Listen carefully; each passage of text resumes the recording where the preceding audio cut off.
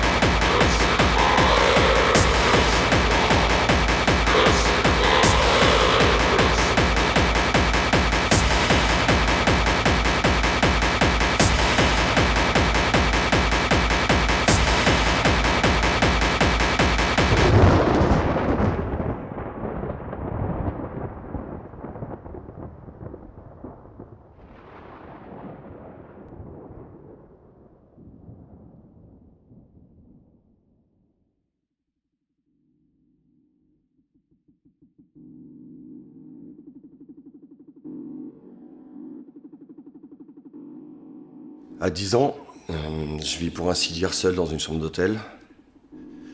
Mes livres d'enfants sont des romans d'anticipation et les contes d'Edgar Allan Poe. La bande-son qui, sans doute, influencera mon univers 10 ans plus tard est composée de musique angoissante, de hurlements et de voix terrifiantes. Les monstres me tiennent compagnie, la peur, l'horreur, la violence aussi me fascinent. J'absorbe tout ce qui passe, Shining, Evil Dead, Le Loup-garou de Londres, les œuvres de Dario Argento. Mais un film en particulier va me marquer et me faire basculer définitivement dans mes premières nuits blanches pour les années à venir.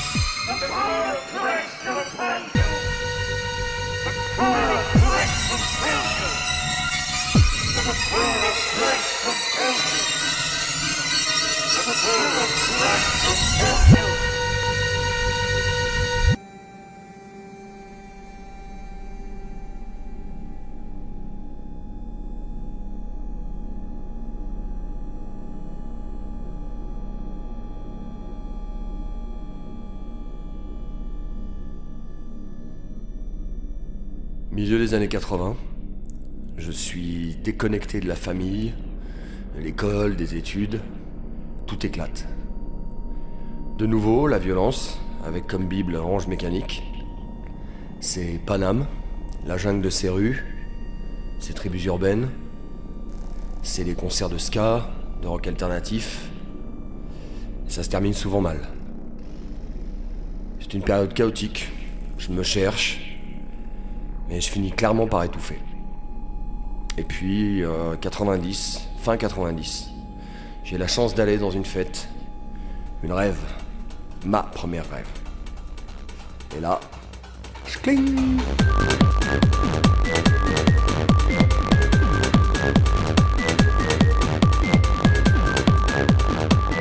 Je lâche tout, on vivra comment, on sait pas, on verra bien. Très vite, je m'achète des platines et je vais mixer pendant des heures et des heures et des heures. Les fêtes qui vont être organisées dans des lieux complètement atypiques, je vais y aller tous les week-ends. Puis je vais croiser la route de cette bande de Bretons, aussi hédonistes que moi, qui deviendront les organisateurs d'Astropolis. Tu sentais déjà le gars qui avait un gros charisme, qui était tout de suite technique, qui mélangeait à la fois du hardcore et de la trance, de la techno. Enfin bon, tout de suite, ça nous a vraiment... on a pris une baffe.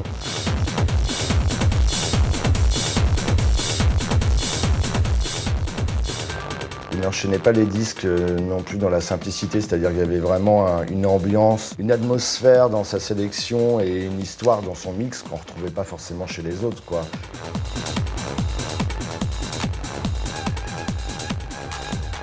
À partir de là, Manu, il n'a pas loupé une seule édition. C'est de là que l'aventure est partie finalement.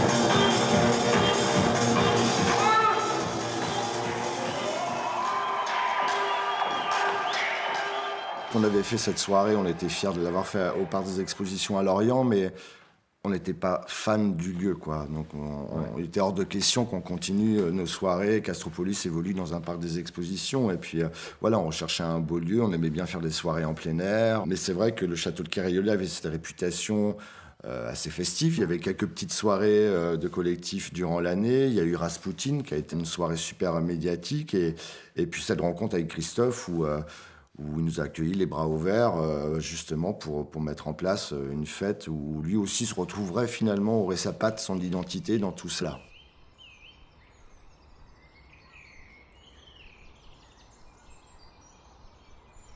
Je ne voulais pas un château statique, c'est-à-dire je ne voulais pas un château uniquement un musée. Je voulais que la maison vive. Voilà, j'avais des amis, on a fait une petite fête entre nous, qu'on a un peu étendue. Une toute première, on est dans les années là, 90. En 90, on a fait la première. Il y avait une très bonne boîte de nuit locale. Et les dispositions faisaient que les boîtes de nuit devaient fermer à 4h du matin. Je trouvais ça vraiment beaucoup trop tôt pour moi. Beaucoup trop tôt, surtout quand on arrive à 1h30 ou 2h. Ça fait un petit peu frustré. Donc tous les gens sympas à la sortie de la boîte, hop, on revenait ici pour faire une after.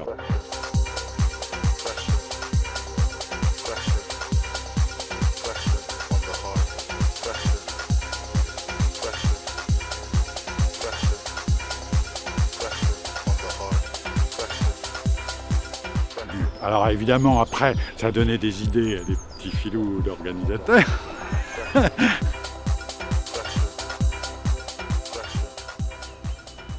C'était mettre en avant ce patrimoine et puis pour pouvoir construire ce village, cette cité des étoiles, avec dans un lieu féerique, magique. On avait Mécanique au fond du jardin, l'Astroflore dans le parc.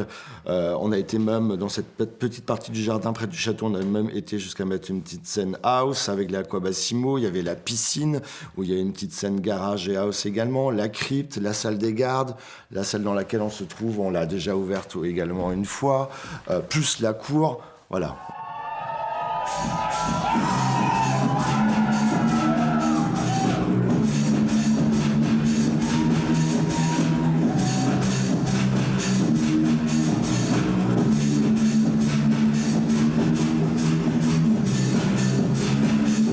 que les gens respectent, il n'y a aucun problème. Au contraire, moi, je suis ravi. Je ne suis pas garder ça pour moi. Une grande maison, c'est fait pour recevoir du monde. C'est fait pour l'ouvrir. Donc avant, il y avait un rôle politique, et bien là, au moins qu'il y a un rôle festif. C'est un rôle dans la collectivité.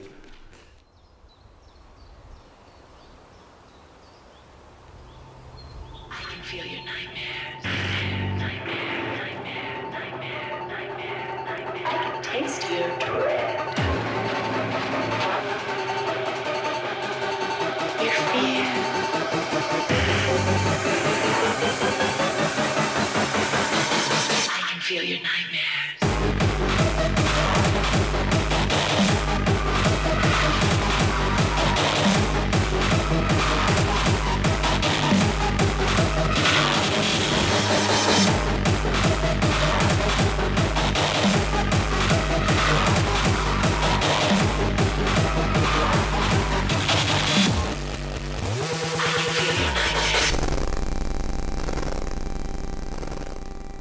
Comme beaucoup de mecs de cette époque, là, la genèse du mouvement rêve à Paris, je me suis retrouvé sous le pont de Tolbiac et j'ai vu un mec avec des platines posées sur deux tréteaux au bord de la Seine, tatoué, grand, maigre, qui manie les vinyles comme personne, vraiment comme personne.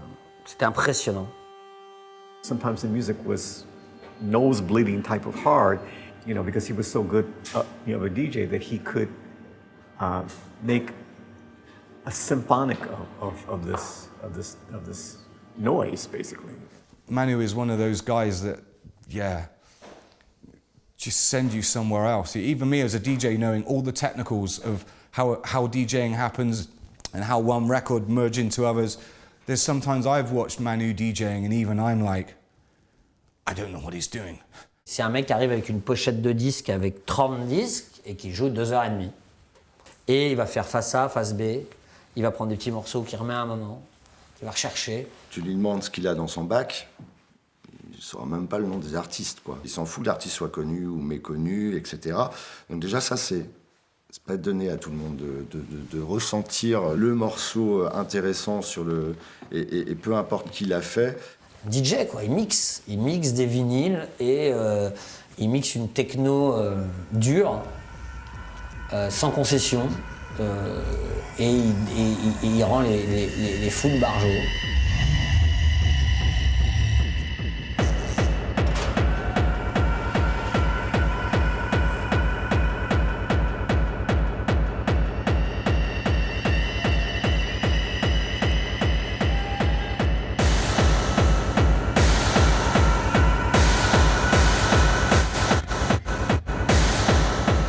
Sa musique, il regardera rarement son public, mais il est tellement en transe sur ses vinyles que finalement le spectacle il est là.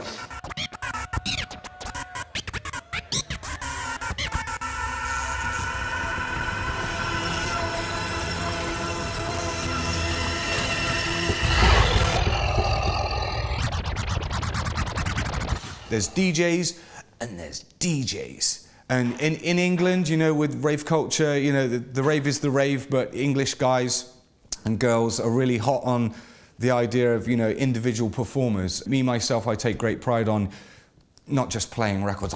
I give a show, I show them something.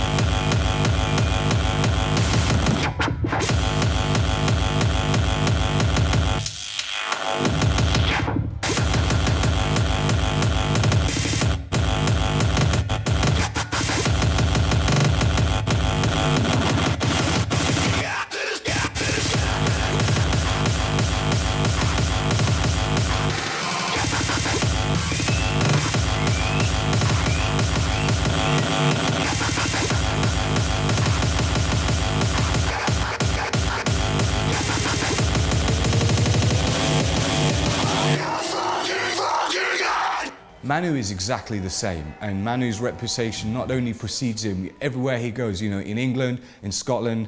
Manu is He's a DJ's DJ. He does things that DJs wouldn't dare. Even if it goes wrong, who cares? Pull it back, carry on.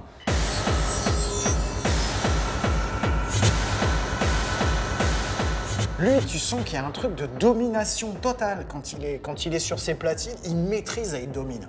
C'est il met les trucs et il y a cette espèce de force. Tu sens la force du personnage en fait quand il joue. J'ai toujours cette vision, moi, de cette bête qui sort de la grotte, quoi. Quand Manu prend les platines, tu reconnais le son de Manu. Au premier disque, à la première patte, tu sais que c'est lui. Parce qu'il y a cette espèce d'énergie, tu vois, qui vient là, t'as l'impression de voir des espèces de loups-garous qui arrivent dans la nuit, comme ça.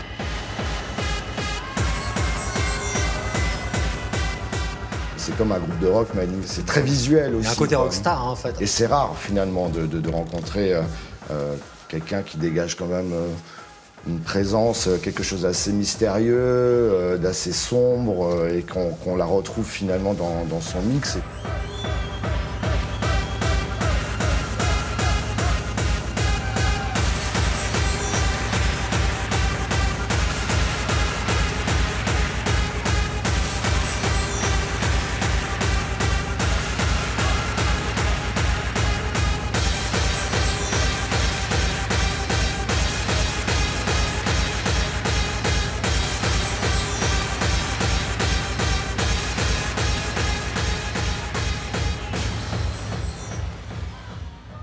Derrière l'image du mec qui peut faire un peu peur avec une musique violente, une gueule d'apache, ce mec il s'est pris la techno dans la gueule à 20 piges et il s'est pris les platines dans la gueule.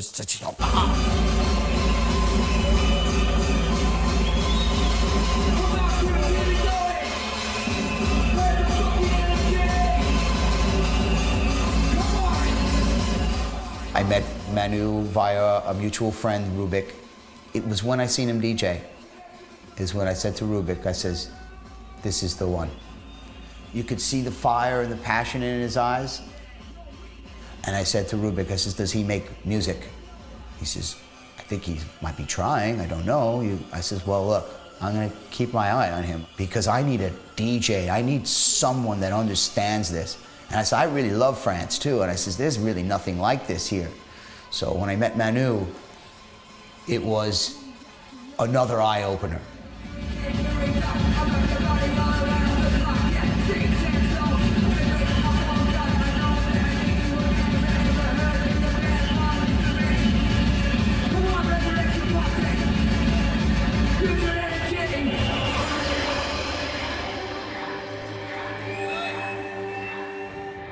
I remember when I first listened to his first record that he wanted to do.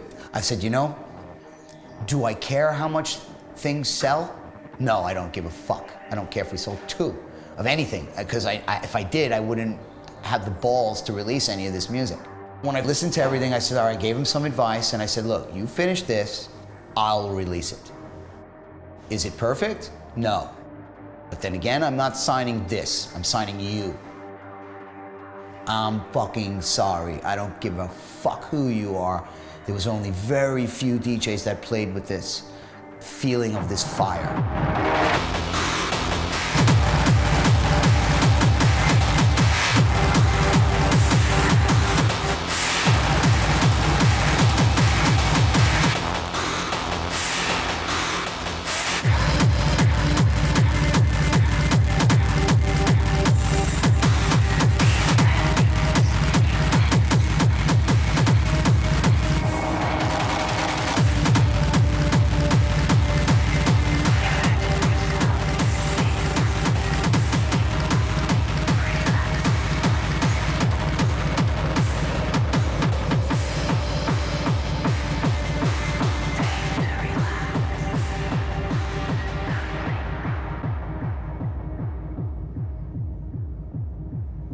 I think I helped him connect the dots to take whatever was going on inside him and give him this opportunity to actually take it out on music instead of whatever else he was doing prior in his life.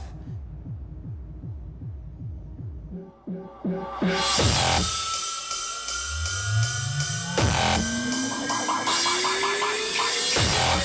all the subliminal need to be one with the boys and make everything go.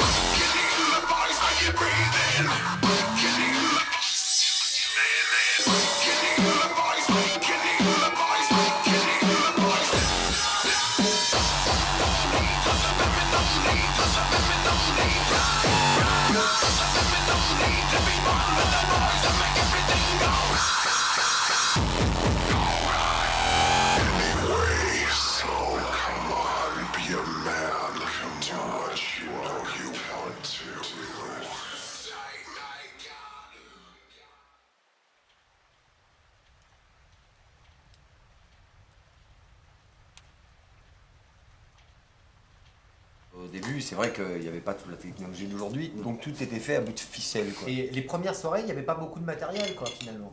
Et c'était c'était du bidouillage à chaque fois. Et Moi, franchement, quand je les regarde, j'ai parfois du mal à assumer. Hein, même la scène mécanique. Ah oui. Je l'ai essayé avec le temps par-dessus. Vous voulez vraiment qu'on en parle? Mais on était fiers à l'époque. On était super fiers. On avait fiers. l'impression que c'était énorme. Non, on n'était pas super fiers. J'avais déjà la chance à l'époque de jouer un peu à l'étranger, dans des gros trucs et tout. Et bon, c'est vrai que quand on faisait venir Lenny, PCP, etc., machin, sous ce petit barnum là. Mais c'était pas bien grave parce que j'en disais, regardez autour quoi. T'arrives dans un château, certes, tu joues une petite tonnelle, mais c'est pas grave.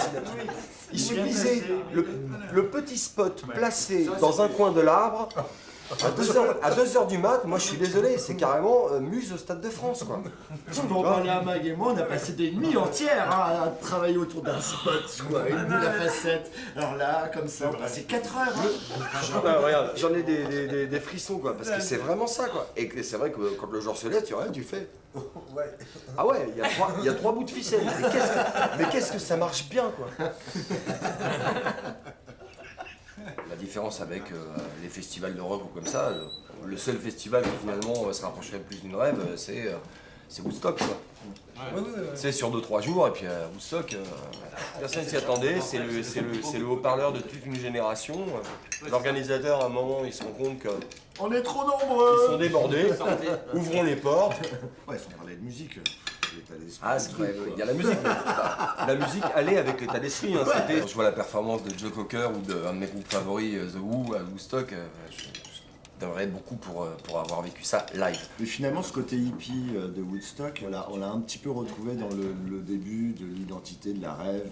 Ce côté communauté très fermé, hein, Ouais. assez fermé. Être hippie, c'est pas seulement un look, je pense que c'est aussi un état d'esprit ou peut-être une philosophie ou quoi, ok, et puis hippie, ça peut être aussi mal interprété.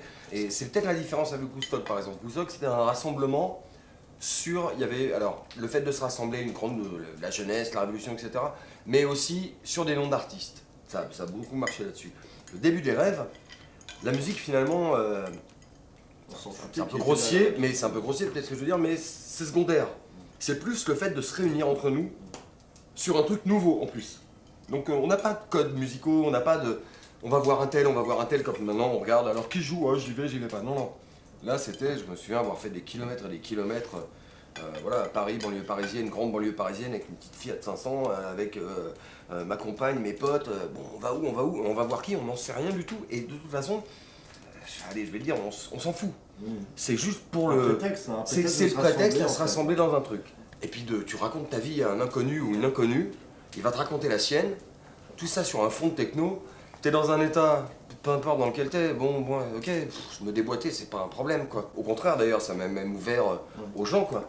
Et moi, c'est ça qui m'a flashé la gueule, quoi. J'ai fait, waouh, ok, c'est possible, en fait. 20 ans plus tard, oui, quelque part, je suis devenu un hippie grâce à cette culture, quoi.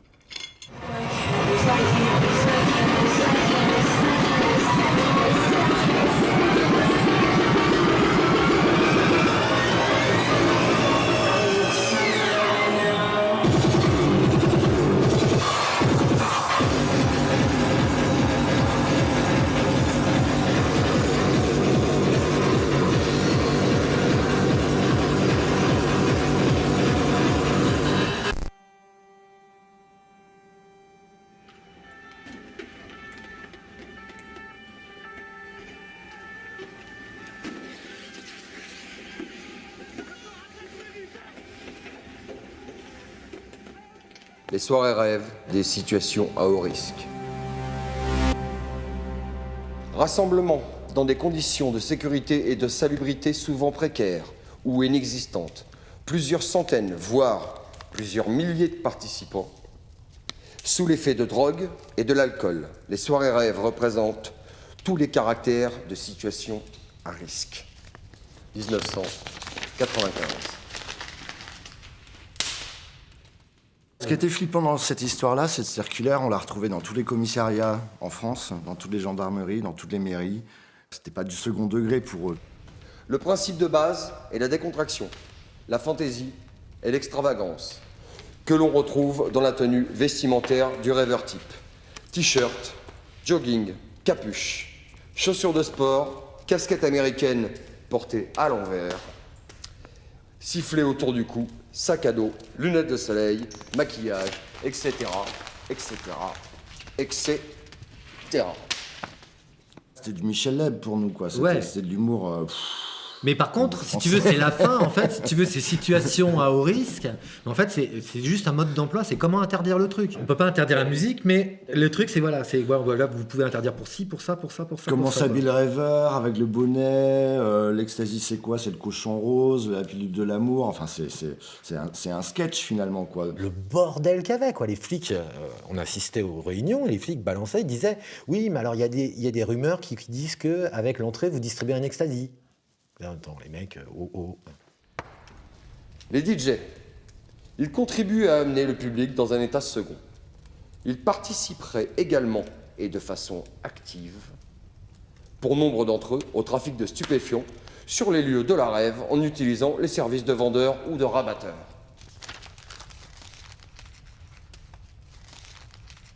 Lorsqu'on organisait des petits rêves sur des beaux sites dans le coin, au bord de la mer, etc., souvent la gendarmerie arrivait à 6h du matin, ils nous disaient de nettoyer et puis de repartir chez nous, et puis tout se passait bien. Là, c'était terminé ce temps-là, quoi. On est passé à un cap vraiment de répression.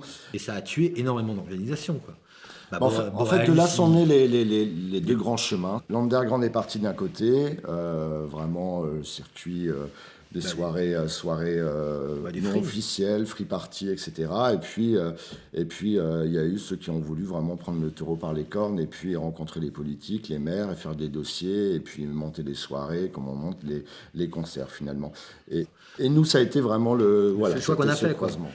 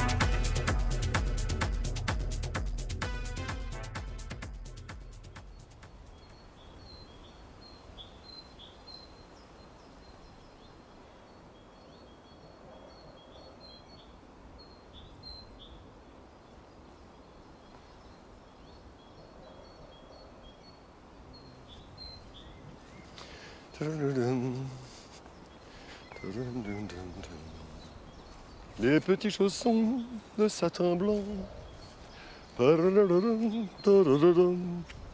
Et tourner, tourner, tourner, tourner, toujours.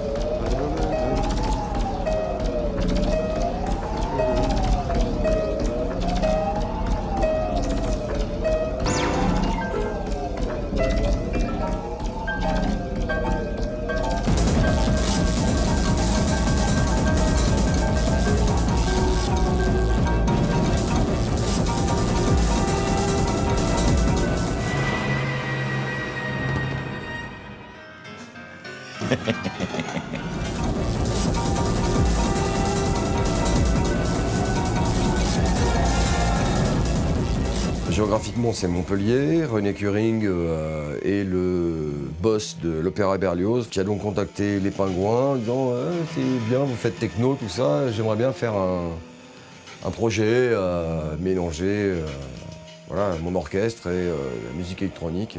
Donc j'amène Philou dans la boucle, je dis on est deux, on travaille à deux, et ben on va vous composer le squelette complet électronique. Donc bon, on s'est mis à la tâche super vite. Ah bon? Je pouffe. Je pouffe juste parce que, comme d'habitude, on avait une deadline et on y a réfléchi très très vite. Mais on a beaucoup réfléchi. Et du coup, on a tout fait en 3 jours, non? Ouais. Ouais, mais il y a comme ça que ça marche. Et on s'est retrouvés complètement à la bourre, à l'arrache, à devoir vraiment filer le squelette final qui durait quand même 1 heure, je crois, un truc comme ça. Et surtout, et ça, en des, 15 jours, et surtout des partitions. Ça, on n'avait pas pensé à ce truc-là. 3, 4.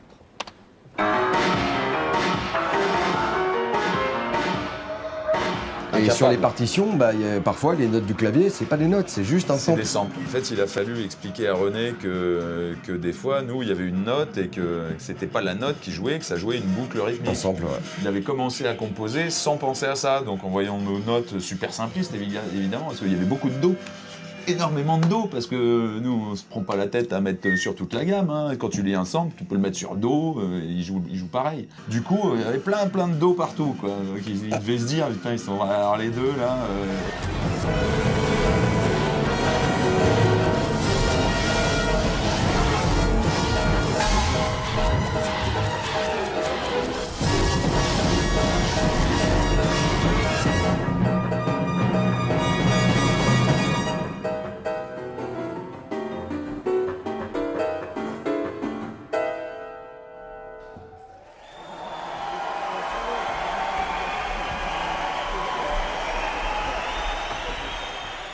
C'est un monde, hein. Ça a été la rencontre de 2 mondes. Hein. Pour nous deux, l'expérience, elle est juste magnifique, quoi.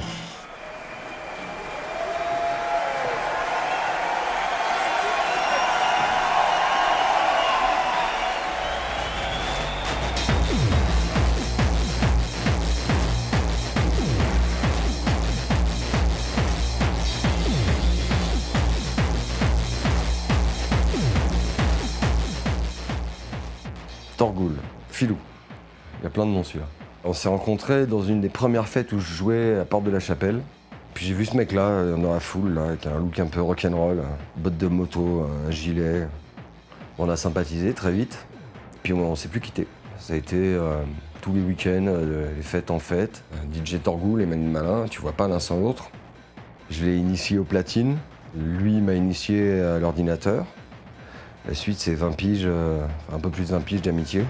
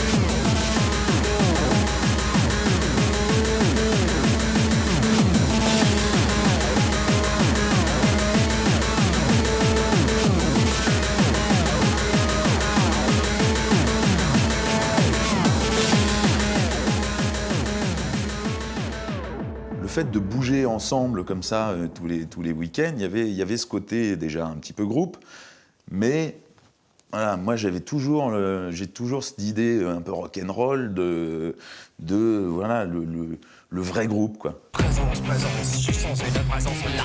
Dans l'ombre, la voix, les paroles, écoute parfois. Gondolier des mers baltiques et du grand froid. Comme le Titanic, je sombre, jamais ne me noie. Je couvre le feu, brûlant le tantinet. Limite la course tic-tac, avec ses aiguilles statiques, invisibles, en un clin d'œil. Invincible, pas intouchable, j'en fais le deuil. Présence, je vois une présence là, dans l'ombre là-bas, l'écoute parfois, Congo des mers baltiques et du grand froid. Alors, palindrome. Titanic, je sombre, jamais ne me noie. Il faut savoir que Philou et moi, depuis les premiers jours où on s'est rencontrés, où on fait de la zik et tout, des fois un peu ouin dimanche matin, c'est le rêve de gosse, guitariste, frontman d'un groupe, Voilà. et puis un jour on dit, ouais, un jour on fera un groupe. Moi, je casse les couilles foncièrement à tout le monde, 7 sur 7, parce que je chante tout le temps. C'est le projet d'Aphasia et le tien. Vous faites la musique, du coup je fais quoi? Philou, tout de suite, toi de toute façon, depuis le temps que tu nous emmerdes, là, tu vas être chanteur. Voilà. D'accord.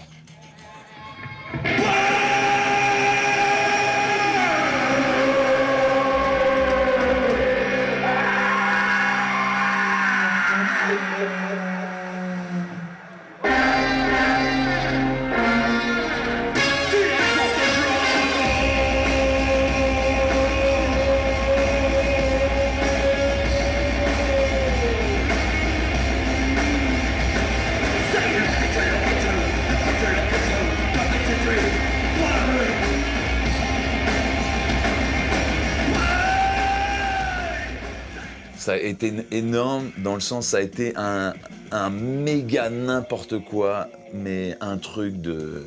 Vraiment, hein, t'es d'accord? Ça a été un gros n'importe quoi quand même. Faut poser les bases quand même. On a Jeff Bock avec nous qui est vraiment le seul vrai musicien de l'équipe quand même. Oui.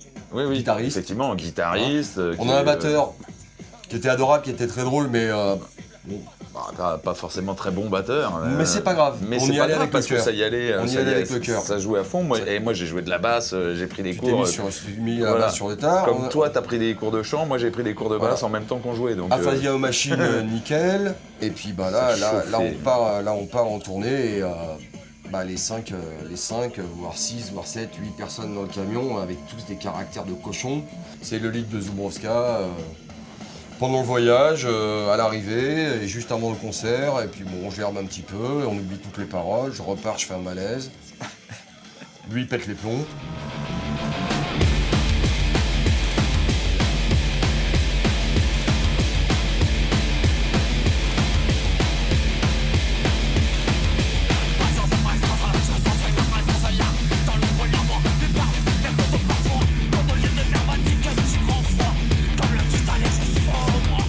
Une fois que la tournée est finie avec Aphasia, vous refaites de la musique tout de suite.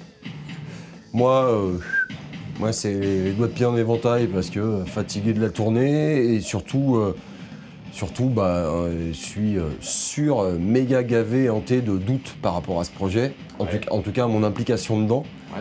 D'ailleurs, un jour, j'arrive et je dis, écoute, on va trouver un chanteur, quoi, tout simplement. Parce que moi, le problème, c'est que ça a mis du temps. Le problème, c'est que t'arrivais plus à écrire.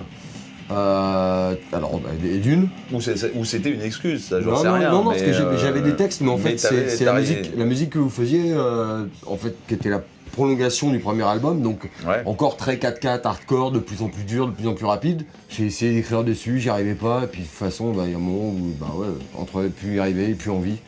On se téléphone plus, on se voit plus. Toi, tu mixes plus. Moi, je mixe plus, je zappe complètement. La nuit, la fête, les chépères, tout ça, et puis voilà. moi, je suis dedans. Je sors plus. C'est le grand linge propre, quoi.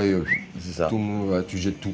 Gros problème de jeu à ce moment-là, ça a démarré là. Hein. Que casino, machin, j'ai tout perdu. Hein. J'ai tout perdu, mes potes, ma meuf, mon appart, en 2 ans. Et le week-end, il fallait que je mette mon costume de Manu Malin et que je fasse... Tout va bien, je vais bien. Ça n'a pas tenu longtemps.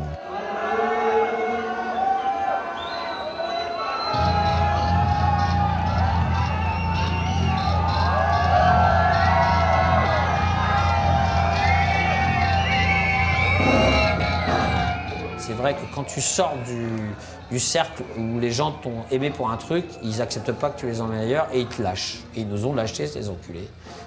Et les mecs du métal nous ont vu arriver en disant les gars, vous êtes gentils, c'est pas du métal votre truc. Donc ça a été dur. Ça a été dur pour nous, ça a été dur pour lui. De passer à travers ce truc. À un moment donné, palindrome qui tombe, sa femme qui s'en va, il reste plus grand chose quoi. Il reste plus que sa maîtresse quoi. Ses maîtresses quoi, ses addictions quoi. Donc à un moment donné, il est pas mal tombé dans le jeu. Puis il jouait pas, il jouait à la machine à sous mec, tu vois. Toute la nuit quoi. Puis il en mettait des fortunes. Hein. Et puis un jour, il m'a dit écoute, vas-y, faut que je te le dise, nanana. Ah, puis je te dis rien, je t'emmène. Là, j'arrive à Anguin, et puis je rentre dans le casino, et là, t'as tous les gens qui font bonjour monsieur Daucher. Bonjour monsieur Daucher, il s'assied à sa machine, et là, il y a sa vodka coca qu'on arrive, qui se pose gratuit. Ok, le mec est connu comme le loup blanc, quoi. Ça fait des mois qu'il vient là, et qu'il a dilapidé toutes ses thunes là-dedans.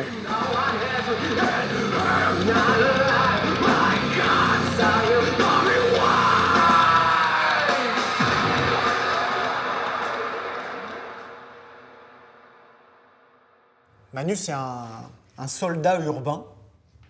Manu, c'est quelqu'un qui est à fleur de peau. C'est un diamant brut, en fait. Il a toujours tout fait avec une telle sincérité que oui, ça lui a... Il s'est fait écorcher au passage. Très fort.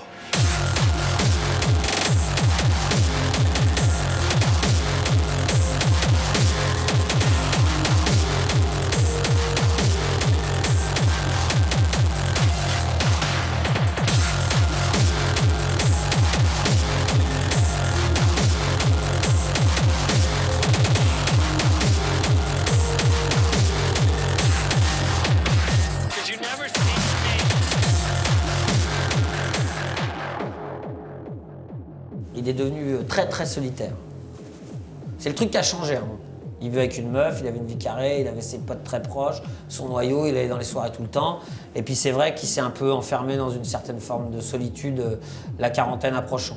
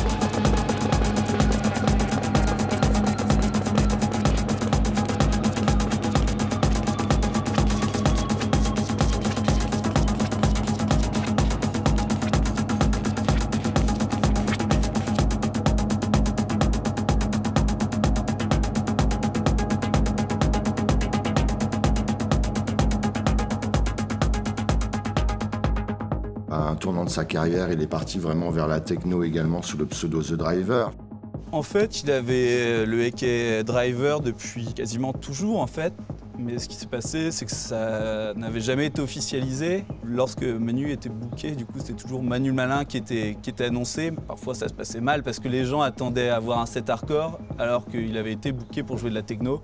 À l'époque, il y avait des guerres de clochers, mais c'était d'une violence incroyable. Et donc, moi, puisque j'ai commencé à jouer dans les clubs, j'ai été un espèce de paria. J'avais même pas le droit de rentrer dans les rêves à Paris, au début des rêves, parce que j'étais un DJ à PD, parce que je jouais dans les clubs parisiens. Non, mais c'était hyper violent au début. Et en fait, tous les gens qui sont arrivés dans le hardcore, il y a eu tout de suite cette baston. Hardcore déteste la techno parce qu'en fait, vous jouez de la soupe, vous jouez de la musique commerciale. Alors, on n'a jamais joué de la musique commerciale, mais c'est pas grave. C'était comme ça. Et il y avait beaucoup de gens dans la scène hardcore qui étaient sûrs de ça. Et beaucoup de DJ qui étaient sûrs de ça.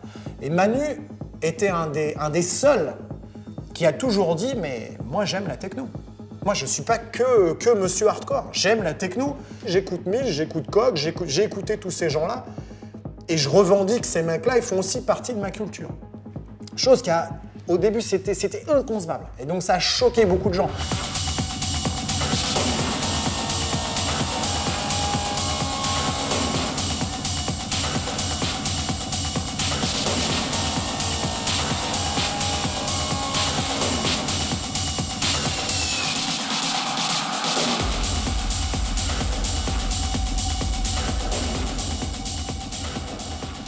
C'était en 2007 quand DJL annule parce que voilà, il prend pas son avion, un peu princesse, on s'en doutait un peu. Et puis du coup, il fallait quelqu'un pour le remplacer pour finir l'Astroflore. On a demandé à Manu de le remplacer au pied levé après son set hardcore sur la scène mécanique. Gilda va chercher Manu et là il fait « Putain Manu, mais quoi? Mais c'est maintenant, il faut que tu remplaces DJL. Ah non mais c'est pas possible et tout. Là, montée de stress, il vomit.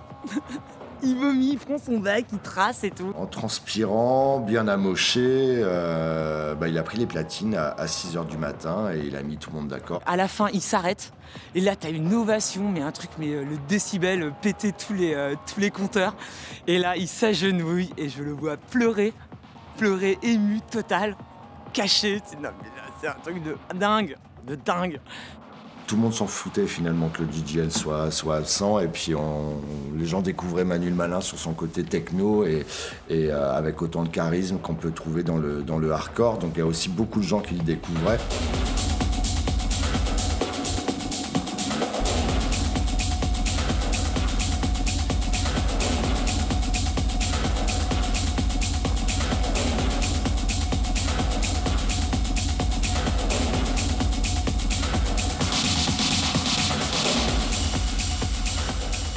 C'était une période pas évidente, je pense, pour Manu, et ce remplacement et puis cette direction dans la techno lui a permis de prendre un cap et de se donner un bon coup de fouet pour retrouver sa confiance et avancer. Mais moi, ces trucs techno, je ressens exactement la même énergie dans sa musique, je ressens la même chose, sauf que ça va pas aussi vite.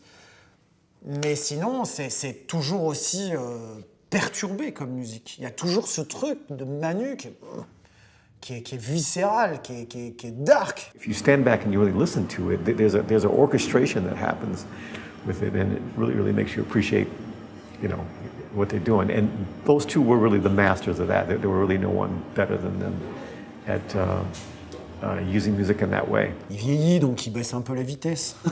Ah, il est comme moi.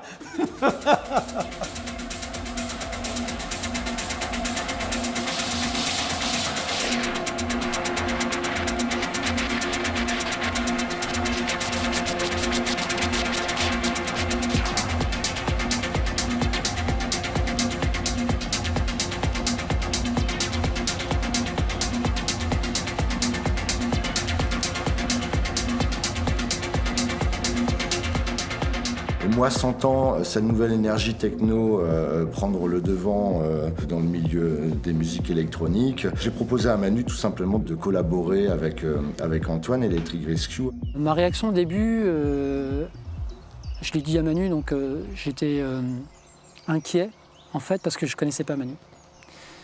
Et j'avais cette image peut-être brute. J'avais peur de ne pas arriver à gérer Manu en fait.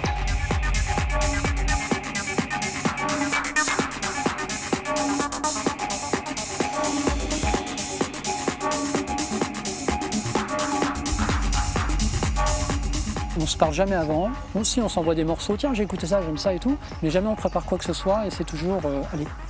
Et on se fend la gueule. Vraiment. On a chacun 3 platines et une table de mixage. Et ma table de mixage rentre dans la table de mixage de Manu comme une 4e platine en fait. Et qui laisse en permanence ouvert, qui ne coupe jamais. Et c'est là où j'aime beaucoup cette attitude de Manu, c'est-à-dire qu'il laisse toujours le fader ouvert. C'est drôle, hein, c'est con, on se rattache à quelque chose de très matériel, à une piste de fader, mais elle veut tout dire cette piste de fader. Et le respect qu'il a pour moi, et c'est touchant pour moi. Voilà.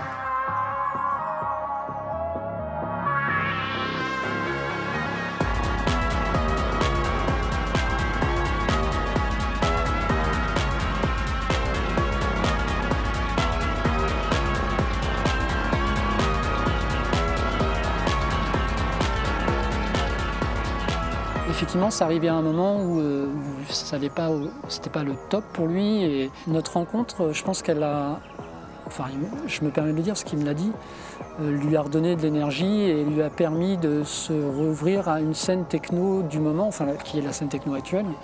Et c'est vrai qu'aujourd'hui, là, il croule sous la demande. Les gens se sont rendus compte qu'ils avaient oublié Manu, quoi. Et tant mieux qu'il l'ait retrouvé et qu'on l'ait retrouvé, parce que il est unique et la scène techno a vraiment besoin de lui, quoi.